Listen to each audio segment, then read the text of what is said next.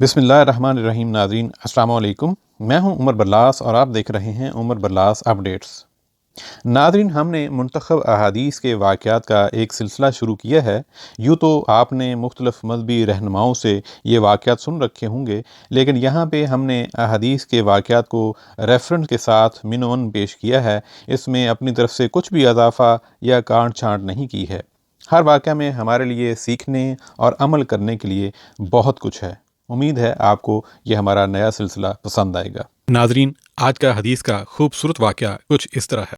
ज़ायदा ने बयान किया, उनसे आमश ने, उनसे मुस्लिम बतैन ने, उनसे सईद बिन जबीर ने और उनसे इब्ने अब्बास रदी अल्लाह अन्हु ने कि एक शख्स रसूलुल्लाह सल्लल्लाहु अलैहि वसल्लम की खिदमत में हाजिर हुआ और अर्ज़ की, या रसूलुल्लाह सल्लल्लाहु अलैहि वसल्लम, मेरी माँ का इंतकाल हो गया और उनके ज़िम्मे 1 महीने के रोज़े बाकी रह गए थे, क्या मैं उनकी तरफ से क़ज़ा रख सकता हूँ?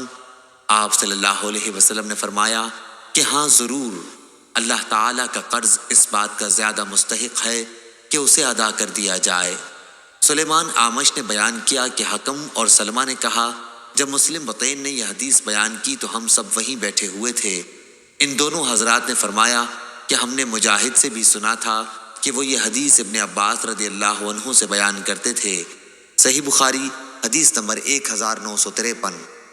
नाजरीन, ये था आज का हदीस का वाक़या। उम्मीद करता हूँ आपको अच्छा लगा होगा। आपसे मज़ीद दरख्वास्त है कि इस तरह के सबक आमोज़ वाक़यात अपने घर वालों को और दोस्त अहबाब को सुनाते रहा करें, ताकि हम सब अपने दीन से जुड़े रहें और सीखते रहें। उमर बरलास को इजाज़त दीजिए। अस्सलामु अलैकुम।